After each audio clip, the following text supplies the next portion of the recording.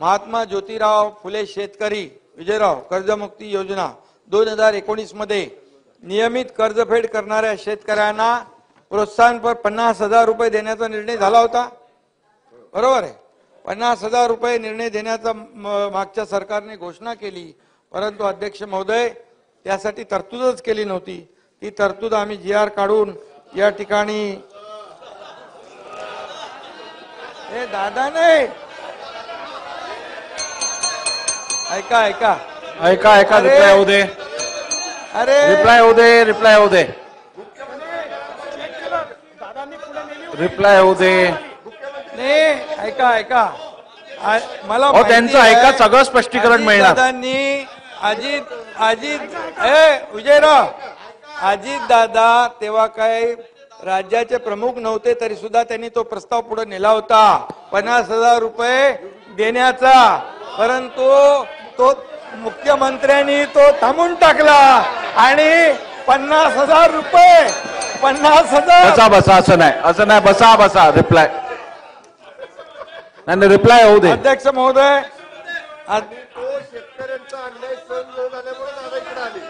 आणि म्हणून दादा कधी अन्याय सहन करत नाही ते आपण सगळ्यांनी बघितलं. आता चला पुढे. अरे बाबा जयंतराव दादानी तो प्रस्ताव पुढे नेला होता, परंतु शेवटी कोणाच्या हातात असतं.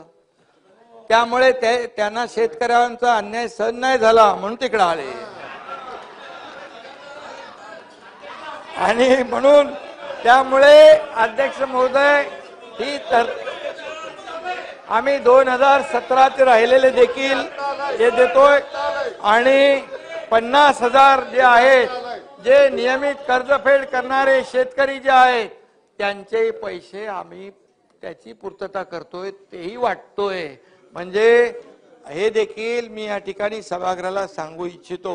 म्हणजे आश्वासन देऊन आणि त्याला शेतकऱ्यांच्या तोंडाला पानं पुसवायची, त्याला झुलवत ठेवायचं, बोलाचीच कडी बोलाचाच भात हे आम्ही कधी केलं नाही, करणार नाही. दिले ताई दिले ना 50,000 रुपये आणि त्याला ऐका ऐका ऐका ऐका ऐका ऐका नियमित कर्जफेड करणाऱ्या शेतकऱ्यांना अनुदान देण्यास सुरुवात आम्ही केली. ऐका ना ऐकलं तर बोलणार.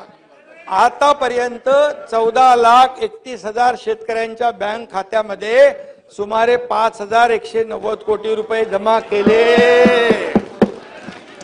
आणि उरलेत ते पण देणार.